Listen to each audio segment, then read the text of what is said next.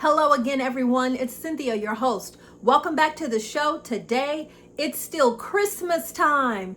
At least it is when I am making this video. As a matter of fact, it's Christmas Eve. So that means there's a lot going on in the kitchen as usual. But this recipe that I'm showing you today is not just for Christmas.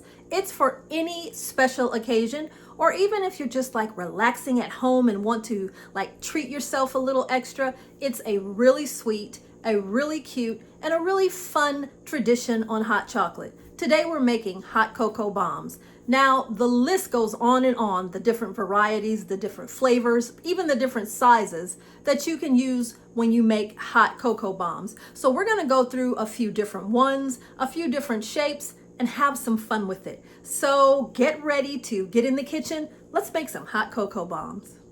Let's talk about the chocolate that we're going to use to make these hot cocoa bombs. I have several different ones. Let me show you. I have here the Ghirardelli, and this one is the white chocolate. It's the melting wafers. These are just packaged so nicely. They're so easy to use, but I do have to admit they're kind of expensive. So your Ghirardelli or any other brand, but this is just the kind that I have, your melting wafers. And those come in different, they come in milk chocolate, white, dark chocolate, so you can get the different flavors there. You can also use, of course, your baking chips.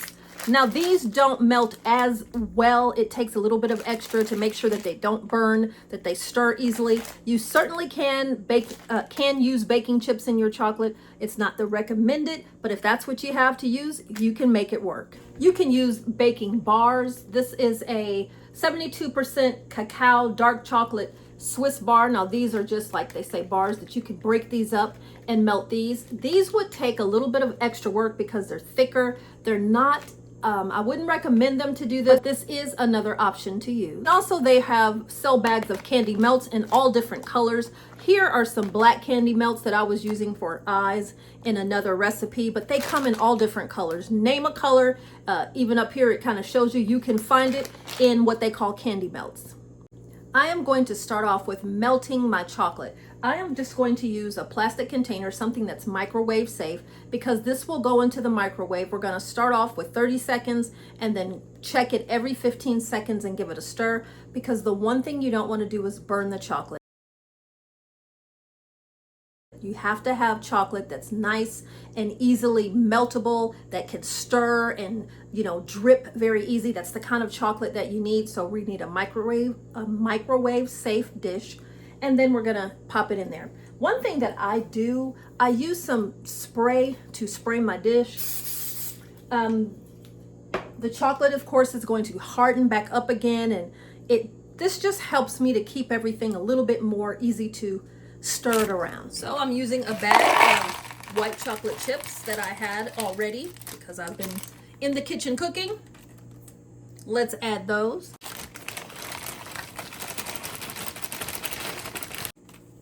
We're going to pop this in the microwave, starting off at 30 seconds.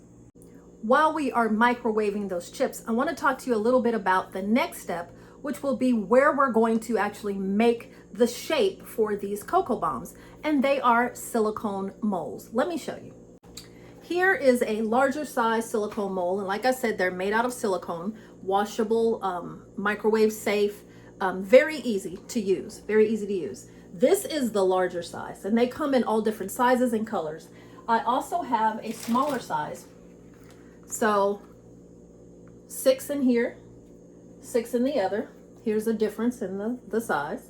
So you can see different sizes, and of course they have all different shapes. You can get silicone molds in the shape of, I mean, you name it, just at your local bake shop, or even in the sections of like Target or Walmart, TJ Maxx, where they have bakeware. You can find your silicone molds in all different shapes. So we're gonna get the molds that we wanna use, make sure they're nice and clean. Don't let them have any like oils or stuff in there from your last use. Clean them out, and let's prepare them for our chocolate. Our chocolate is now to the consistency that we're looking for, easily pourable and spreadable. So what we're gonna do now, and we're gonna work pretty quickly and go ahead and fill these. I just take my spoon and dump it in.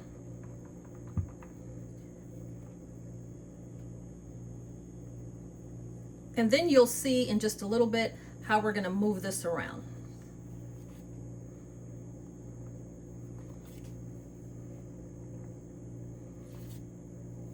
Okay, I have it in the first 6 here. Let me make sure you can see that.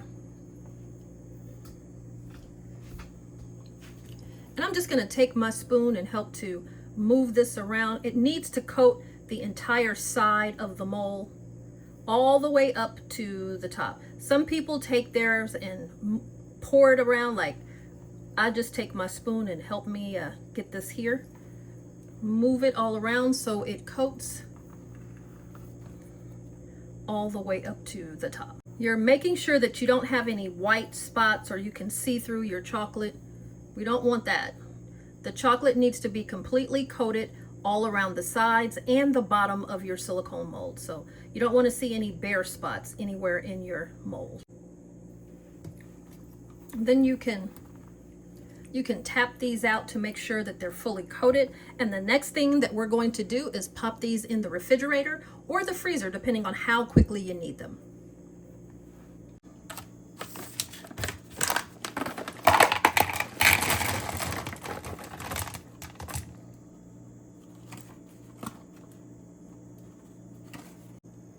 And just taking a little look at the difference between the melting wafers and the chips.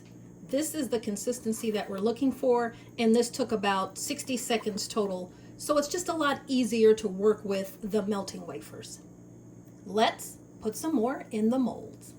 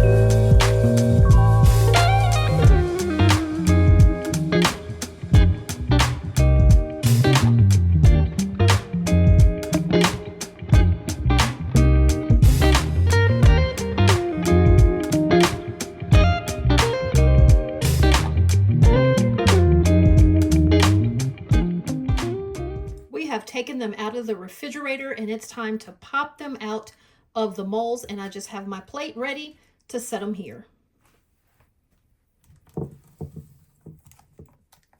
The easiest way that I know how to do it is to kind of pull the mold down a bit, and then they just pop right out.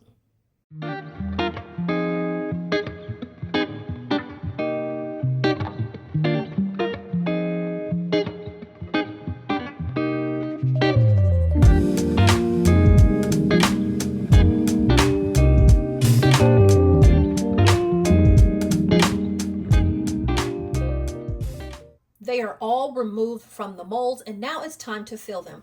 I'm going to make this really simple, but this is where you can just go wild with different variations, different types of hot cocoa, marshmallows, peppermints, all that. Anything that you would like to fill these with, it's now time to do so.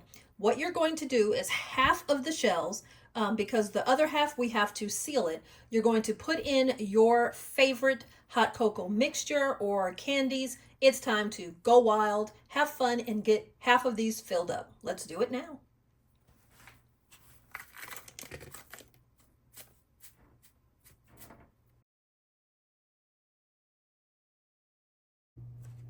Now, an easy way to get these sealed is to use the hot plate method. What I've done is I've taken this plate and I've put it in the microwave for 1 minute.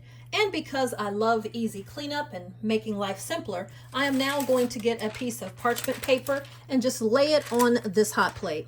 You use the shell that is empty, and all you're going to do is lay it on that parchment paper and just rub it around a little bit And as you can see, it's melting because it's warm. And you're going to grab the other side where you want to connect these. And while it's warm, you're just going to connect those shells. Give it a good smush. Of course, be gentle with it. And we're going to take care of sealing these edges shortly. So let's keep going.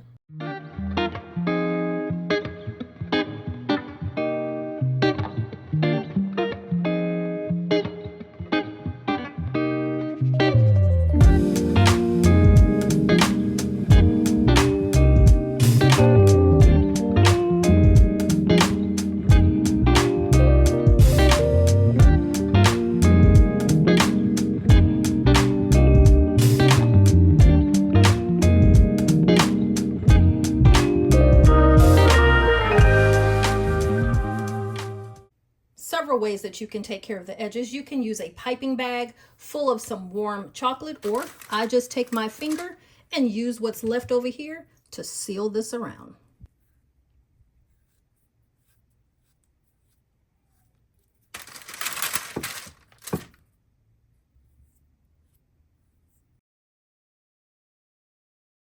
I just filled a little plastic baggie with the melted dark chocolate that we had, and melted that, cut a hole in the tip, and I'm just going to go ahead and give it some spritz.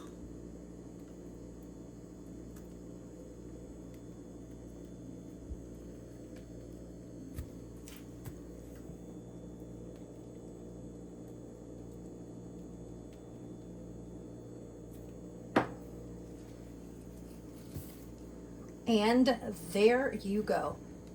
You can add to this and make it look as pretty, as exciting as you like.